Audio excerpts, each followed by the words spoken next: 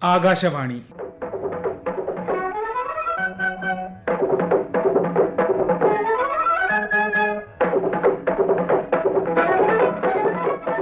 തിരുവനന്തപുരം വാർത്താ വിഭാഗം അവതരിപ്പിക്കുന്ന വാർത്താ തരംഗിണി.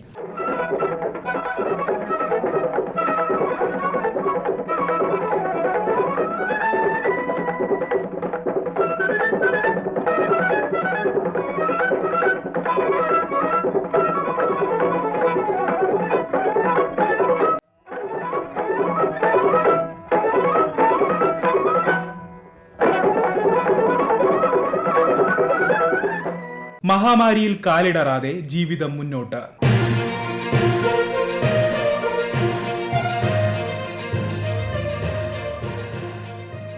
കോവിഡ് മഹാമാരിയുടെ വ്യാപനം വർദ്ധിച്ചതിനെ തുടർന്ന് മാർച്ച് 4 വാരം ഭാരതം ലോക്ഡൌണിലേക്ക് കടന്നു. 130 കോടിയിലേറെ ജനങ്ങളുടെ ദൈനംദിന ജീവിതത്തിൽ നിയന്ത്രണങ്ങൾ ഏർപ്പെടുത്തുക എന്നത് ഒട്ടും എളുപ്പമായിരുന്നില്ല.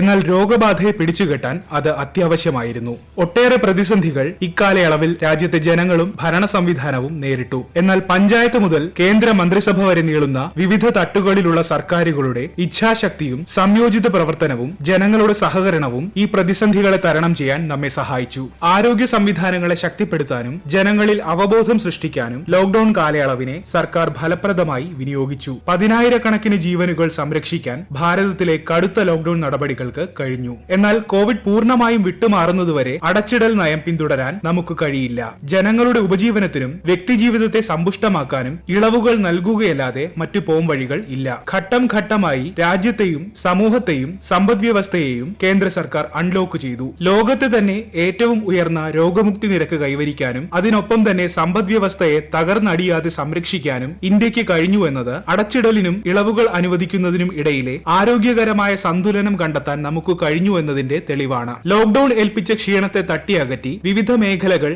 ദിനംപ്രതി സാധാരണഗതിയിലേക്ക് മടങ്ങി വരികയാണ്. കോവിഡ് നിലനിൽക്കെ തന്നെ കഴിയാവുന്നിടത്തോളം ഫലപ്രദമായ രീതിയിൽ ജീവിതം മുന്നോട്ട് കൊണ്ടുപോവുക എന്നതാണ് പ്രധാനം. കോവിഡ് ഏറ്റവും അധികം ബാധിച്ച മേഖലയാണ് വിനോദസഞ്ചാരം. ലോകമെമ്പാടും നിലനിന്നിരുന്ന യാത്രാവിലക്ക്, ആഭ്യന്തര നിയന്ത്രണങ്ങൾ, ആളുകളുടെ വരുമാനത്തിലുണ്ടായ കുറവ് തുടങ്ങി നിരവധി ഘടകങ്ങൾ മേഖലയ്ക്ക് തിരിച്ചടിയായി. ടൂറിസം കേരള സമ്പദ്ഘടനയ്ക്ക് നൽകുന്ന സംഭാവന വളരെ വലുതാണ്. നമ്മുടെ വൃത്തിയുള്ള കടൽ തീരങ്ങളും പച്ചപ്പണിഞ്ഞ മലനിരകളും പ്രശാന്തമായ കായൽപ്പരപ്പുകളും ചരിത്രാവശിഷ്ടങ്ങളും കൃഷിയിടങ്ങളുമൊക്കെ കേരളത്തിന് ധാരാളം വിദേശ നാണ്യം നേടിത്തരുന്നവയായിരുന്നു. 6 മാസത്തോളം നീണ്ട ഇടവേളയ്ക്ക് ശേഷം നവംബറിൽ കേരളത്തിലെ വിനോദസഞ്ചാര കേന്ദ്രങ്ങൾ സഞ്ചാരികൾക്കായി തുറന്നുകൊടുത്തു. പഴയ പ്രൗഢിയിലേക്ക് എത്തിയിട്ടില്ലെങ്കിലും നമ്മുടെ നാട് കാണാനെത്തുന്ന സഞ്ചാരികളുടെ എണ്ണം അനുദിനം വർദ്ധിക്കുന്നു. കേരളത്തിൽ ഏറ്റവും അധികം വിനോദസഞ്ചാരികൾ എത്തുന്ന ജില്ലകളിൽ ഒന്നാണ് വയനാട്. ജില്ലയിലെ വിനോദസഞ്ചാര വ്യവസായത്തിന്റെ നിലവിലെ സ്ഥിതിയെപ്പറ്റി DTPC secretary Shri Anand B വാർത്താ തരംഗിണിയോട്.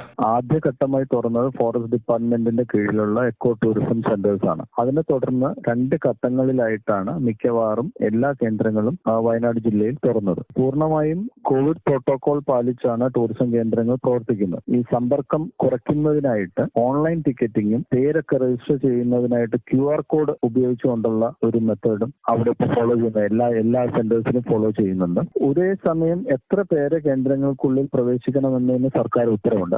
ഇത്തരം കാര്യങ്ങളെല്ലാം പാലിച്ചുകൊണ്ടും ബാക്കിയുള്ള കോവിഡ് പ്രോട്ടോകോൾ, ജനറൽ ആയിട്ടുള്ള പ്രോട്ടോകോൾസ് എല്ലാം പാലിച്ചുകൊണ്ടാണ് കേന്ദ്രങ്ങളെല്ലാം പ്രവർത്തിക്കുന്നത്. അതുപോലെ തന്നെ കേന്ദ്രങ്ങളിലെ എല്ലാ ആക്ടിവിറ്റീസും, ടൂറിസം ആക്ടിവിറ്റീസ് എല്ലാം തന്നെ ആരംഭിച്ചിട്ടുണ്ട്. എന്നാൽ ചില ആക്ടിവിറ്റീസ്, ഒരു ഉദാഹരണത്തിന് ഫിഷ്ഫ പോലെയുള്ള ആക്ടിവിറ്റീസ് തുടങ്ങിയിട്ടില്ല. എന്നാൽ ബാക്കിയുള്ള എല്ലാ ആക്ടിവിറ്റീസും തന്നെ ട്രെക്കിംഗ് ആയാലും റാഫ്റ്റിംഗ് ആയാലും ബോട്ടിംഗ് പോലെ എല്ലാം ആരംഭിച്ചിട്ടുണ്ട്.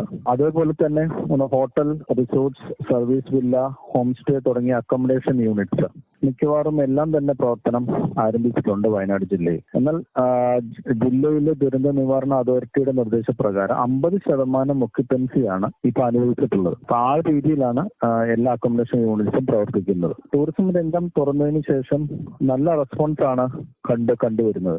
ഏറ്റവും അധികം ആൾക്കാർ വരുന്നത് നമ്മുടെ കേരളത്തിൽ നിന്ന് തന്നെയാണ്.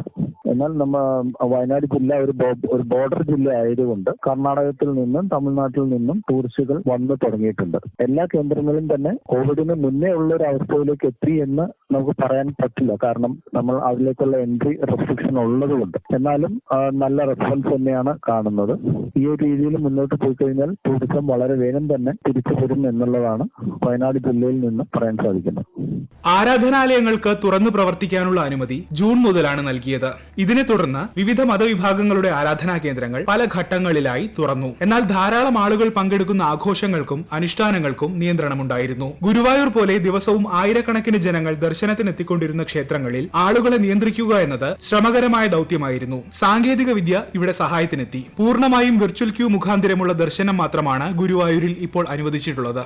ഇതിലൂടെ ഓരോ മണിക്കൂറിലും എത്തുന്ന പരമാവധി ആളുകളുടെ എണ്ണം ദേവസ്വം നിജപ്പെടുത്തി. ശബരിമലയിൽ വിർച്വൽ ക്യൂ സംവിധാനം നേരത്തെ തന്നെ നിലവിലുണ്ടെങ്കിലും ഇപ്പോൾ അതിലൂടെ മാത്രമേ ദർശനം അനുവദിക്കുന്നുള്ളൂ. മീനമാസ പൂജ കഴിഞ്ഞ് അടച്ച ശബരിമല നടയിലേക്ക് ഭക്തരെ വീണ്ടും പ്രവേശിപ്പിച്ചത് തുലാമാസത്തിലാണ്. തുലാമാസ പൂജയ്ക്കായി ശബരിമല നട ഒക്ടോബർ 16 തുറന്നു.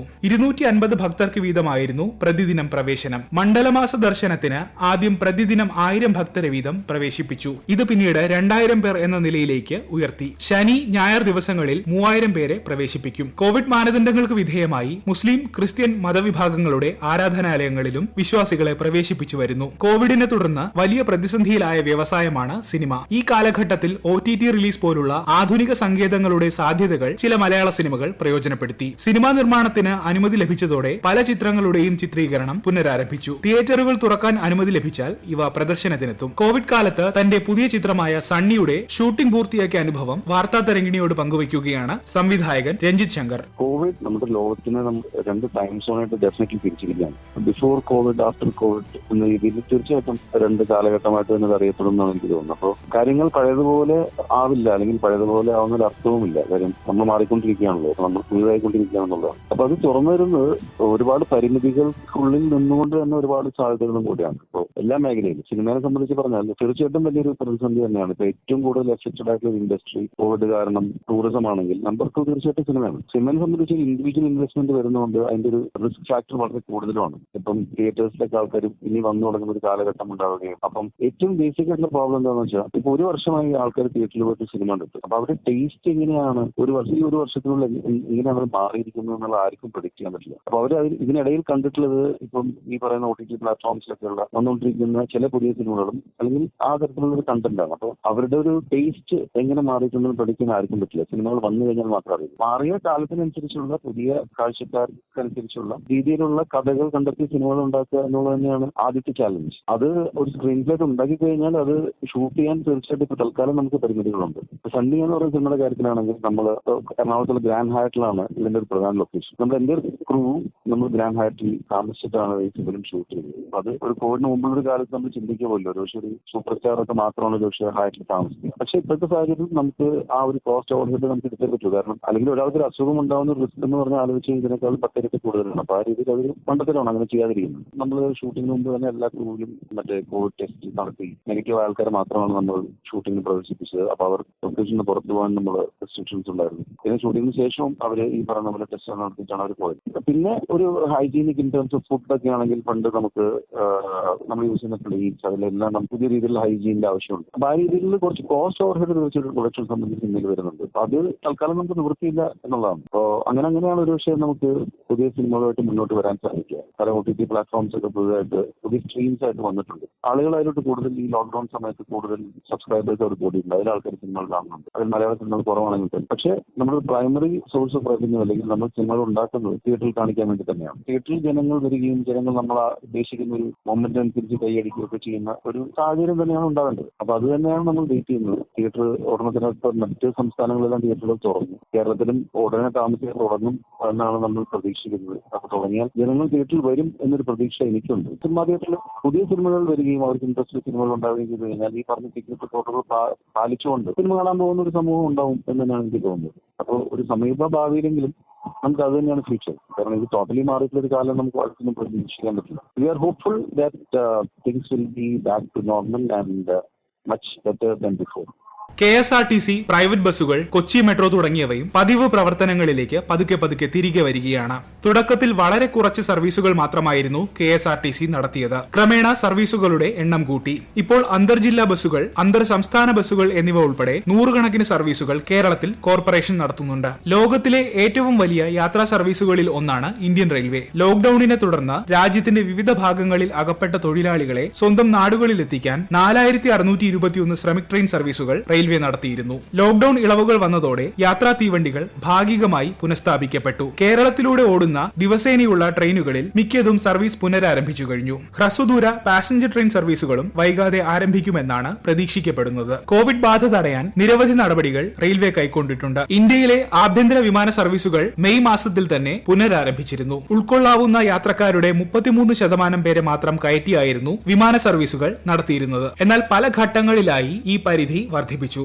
നിലവിൽ മൊത്തം സീറ്റുകളുടെ 70% വരെ യാത്രക്കാരെ കയറ്റിയാണ് വിമാനങ്ങൾ സർവീസ് നടത്തുന്നത്. പ്രതിദിന യാത്രക്കാരുടെ എണ്ണം നവംബറിൽ 2 ലക്ഷം കടന്നു എന്നതും ശ്രദ്ധേയമാണ്. ആഭ്യന്തര വ്യോമയാന വ്യവസായത്തിന്റെ തിരിച്ചുവരവിനെയാണ് ഇത് സൂചിപ്പിക്കുന്നത്. സ്കൂളുകൾക്കും കോളേജുകൾക്കും കർശന നിയന്ത്രണങ്ങളോടെ ഭാഗികമായി തുറന്നു പ്രവർത്തിക്കാൻ കേന്ദ്ര സർക്കാർ അനുമതി നൽകിയിരുന്നു. ഇത് സംബന്ധിച്ച അന്തിമ തീരുമാനമെടുക്കാൻ സംസ്ഥാന സർക്കാരുകൾക്കാണ് അധികാരം നൽകിയത്. എന്നാൽ പതിവ് രീതിയിലുള്ള ക്ലാസുകൾ മിക്ക സംസ്ഥാനങ്ങളിലും തുടങ്ങിയിട്ടില്ല. സംശയ നിവാരണത്തിനും ലാബ് ഗവേഷണ പ്രവർത്തനങ്ങൾക്കും പല വിദ്യാലയങ്ങളും തുറന്നു പ്രവർത്തിക്കുന്നുണ്ട്. ഓൺലൈൻ ക്ലാസുകളും മുറ പോലെ നടക്കുന്നുണ്ട്. കേരള സിലബസ് പഠിക്കുന്ന കുട്ടികളുടെ പഠനം പ്രധാനമായും കൈറ്റ് വിക്ടേഴ്സ് ചാനലിലെ വിദ്യാഭ്യാസ പരിപാടികളെ അടിസ്ഥാനമാക്കിയാണ് മുന്നേറുന്നത്. ട്യൂഷൻ ക്ലാസുകളും ഓൺലൈനിലേക്ക് ചേക്കേറി. UPSC, SSC, RRB, PSC, IIT, NEET തുടങ്ങിയ മത്സര പരീക്ഷകൾക്കുള്ള പരിശീലനവും ഓൺലൈൻ മുഖാന്തരം നടന്നുവരുന്നു. നിയന്ത്രണങ്ങളോടെ തുറന്നു പ്രവർത്തിക്കാൻ സർക്കാർ അനുമതി അടുത്തിടെ ലഭിച്ചതോടെ പഴയ പോലെ ക്ലാസ് മുറികളിലേക്ക് പഠനം തിരികെ കൊണ്ടുവരാനുള്ള ഒരുക്കത്തിലാണ് ഇത്തരം പരിശീലകരും വിദ്യാർത്ഥികളും. ഓൺലൈൻ പഠനം മുന്നോട്ട് വയ്ക്കുന്ന ധാരാളം സാധ്യതകൾ മനസ്സിലാക്കാൻ കോവിഡ് കാലം നമ്മെ സഹായിച്ചു. അതുകൊണ്ട് തന്നെ കോവിഡാനന്തര ലോകത്തും ഓൺലൈൻ പഠനത്തിന് പ്രസക്തി നഷ്ടപ്പെടാൻ ഇടയില്ല. ഓൺലൈൻ ക്ലാസുകളുടെയും ക്ലാസ് മുറിയിലെ പഠനത്തിന്റെയും ഫലപ്രദമായ സംയോജനത്തിലേക്കായിരിക്കും ഭാവിയിൽ പഠന പ്രവർത്തനങ്ങൾ നീങ്ങുക. കായിക മേഖലയിൽ കോവിഡ് കാരണം നിരവധി ദേശീയ അന്തർദേശീയ മത്സരങ്ങൾ മാറ്റിവെക്കപ്പെടുകയോ നടത്താതിരിക്കുകയോ ചെയ്തു. ടോക്കിയോ ഒളിമ്പിക്സ് മാറ്റിവെച്ചു. രണ്ടാം ലോക മഹായുദ്ധത്തിനു ശേഷം ആദ്യമായി വിംബിൾഡൺ റദ്ദാക്കി. ധാരാളം കാണികളെ പങ്കെടുപ്പിച്ച് നടത്തുന്ന ഇത്തരം മേളകൾ രോഗവ്യാപനത്തിന് വഴിയൊരുക്കും എന്നതിനാലായിരുന്നു ഇത്. എന്നാൽ ഇന്ന് കോവിഡിനൊപ്പം ജീവിക്കാൻ നാം പഠിച്ചു കഴിഞ്ഞു. കായിക മേഖലയും ഉണരുകയാണ്. കാണികളെ പങ്കെടുപ്പിക്കാതെയാണെങ്കിലും IPL, ചില ടെന്നീസ് ഗ്രാൻഡ് സ്ലാം ടൂർണമെന്റുകൾ തുടങ്ങിയവ വിജയകരമായി സംഘടിപ്പിച്ചു. ISL ഫുട്ബോൾ മാമാങ്കം ഗോവയിൽ പൊടിപൊടിക്കുകയാണ്. ടോക്കിയോ ഒളിമ്പിക്സ് അടുത്ത വർഷം അരങ്ങേറുമെന്നാണ് പ്രതീക്ഷിക്കപ്പെടുന്നത്. കായിക താരങ്ങൾക്ക് ഫിറ്റ്നസ് നിലനിർത്തേണ്ടത് അത്യാവശ്യമാണ്. പരിശീലനത്തിൽ വരുന്ന വലിയ ഇടവേളകൾ ഇതിനെ പ്രതികൂലമായി ബാധിക്കും. അതിനാൽ മത്സരങ്ങൾ ഉടൻ തന്നെ നടന്നാലുമില്ലെങ്കിലും പരിശീലനം ഭംഗിയായി തുടർന്നേ മതിയാവൂ. കോവിഡ് കാലത്തെ തന്റെ പരിശീലന വിശേഷങ്ങൾ പങ്കുവച്ച് ഏഷ്യൻ ഗെയിംസ് വെങ്കല മെഡൽ ജേതാവും കേരളത്തിന്റെ അഭിമാനവുമായ PU ചിത്ര വാർത്താ തരംഗിണിയോട്. കോവിഡ് കാലത്തെ പരിശീലനം ജൂൺ മാസത്തിന് ശേഷമായിരുന്നു തുടങ്ങിയത്. അതുവരെ പട്യാലയിൽ ലോക്ക്ഡൌണിൽ തന്നെയായിരുന്നു ഞങ്ങൾ. അവിടെ റൂമിനകത്ത് ജൂൺ മാസം വരെ റൂമിനകത്ത് ചെറിയ ചെറിയ രീതിയിലുള്ള ഫിറ്റ്നസ് ചെയ്തുകൊണ്ടാണ് ഇരുന്നത്. ജൂണിന് ശേഷമാണ് ഞങ്ങൾക്ക് ഗ്രൗണ്ടിൽ പോയി പ്രാക്ടീസ് ചെയ്യാനുള്ള പെർമിഷൻ ലഭിച്ചത്. കോവിഡ് കാലത്തെ മാനദണ്ഡങ്ങൾ അനുസരിച്ചുകൊണ്ട് തന്നെയാണ് ഞങ്ങൾ പ്രാക്ടീസ് ചെയ്തുകൊണ്ടിരുന്നത്. ഗ്രൗണ്ടിൽ പോകുമ്പോഴും വരുമ്പോഴും മാസ്ക് ധരിക്കുക, സാനിറ്റൈസർ യൂസ് ചെയ്യുക. പിന്നെ പ്രാക്ടീസ് ചെയ്യുന്നത് സോഷ്യൽ ഡിസ്റ്റൻസോട് കൂടി തന്നെയായിരുന്നു. ഒരാളിൽ നിന്ന് മറ്റൊരാളിലേക്ക് കുറച്ച് ഡിസ്റ്റൻസ് മെയിൻറ്റെയിൻ ചെയ്തുകൊണ്ട് തന്നെയായിരുന്നു ഞങ്ങൾ പ്രാക്ടീസ് ചെയ്തുകൊണ്ടിരുന്നത്. ഈ വർഷം ആയിരുന്നു ഒളിമ്പിക്സ് നടക്കേണ്ടിയിരുന്നത്. അതിൻ്റെ തയ്യാറെടുപ്പിലായിരുന്നു എല്ലാവരും. പക്ഷേ ഈ സിറ്റുവേഷനിൽ ഒളിമ്പിക്സ് മാറ്റിവെച്ചത് കൊണ്ട് അടുത്ത വർഷമാണ് കോമ്പറ്റീഷൻ വരുന്നത്. അപ്പോൾ അടുത്ത വർഷം ഉണ്ടാവുമെന്ന് തന്നെയാണ് പ്രതീക്ഷിക്കുന്നത്. അടുത്ത വർഷം ഫെബ്രുവരി മുതൽ കോമ്പറ്റീഷൻ എല്ലാം സ്റ്റാർട്ട് ചെയ്യുമെന്നാണ് പറഞ്ഞിരിക്കുന്നത്. ഇനി അത് കൺഫേം ആയിരിക്കും എന്ന് വിചാരിക്കുന്നു. കോവിഡ് മഹാമാരി ഇനിയും നമ്മെ വിട്ടൊഴിഞ്ഞിട്ടില്ല. അദൃശ്യനായി ശക്തി ഒട്ടും ചോരാതെ ഈ സൂക്ഷ്മ ശത്രു നമുക്ക് ചുറ്റുമുണ്ട്. എന്നാൽ ജീവിതം മുന്നോട്ട് കൊണ്ടുപോകേണ്ടതുണ്ട്. സമസ്ത മേഖലകളും ഉണർന്നെണീക്കുന്നു എന്നത് ജാഗ്രത കൈവിടാനുള്ള ലൈസൻസ് അല്ല, മറിച്ച് ശത്രു തൊട്ടടുത്ത് തന്നെയുണ്ടെന്ന യാഥാർത്ഥ്യം വിസ്മരിക്കാതെ തന്നെ ജീവിതത്തെ നിറം പിടിപ്പിക്കാൻ പരിശ്രമിക്കുക എന്ന ചുമതലയാണ്. ഏവർക്കും വാക്സിൻ ലഭ്യമാകുന്നതുവരെ, അവസാനത്തെ കോവിഡ് രോഗിയും സുഖം പ്രാപിക്കുന്നതുവരെ നമുക്ക് ജാഗ്രത കൈവിടാതിരിക്കാം. മാസ്ക് ധരിച്ച്, സാമൂഹിക അകലം പാലിച്ച്, കൈകൾ വൃത്തിയായി സൂക്ഷിച്ച്, വ്യക്തി ശുചിത്വം ശീലിച്ച് നമുക്ക് ജീവിതം പരമാവധി ആസ്വദിക്കാം. जब तक दवाई नहीं तब तक ढिलाई नहीं, 2 गज की दूरी, मास्क है जरूरी, इस मंत्र को भूलना नहीं है. വാർത്താ തരംഗിണി സമാപിച്ചു. ഏകോപനം മയൂഷ AM. തയ്യാറാക്കി അവതരിപ്പിച്ചത് അരവിന്ദ്.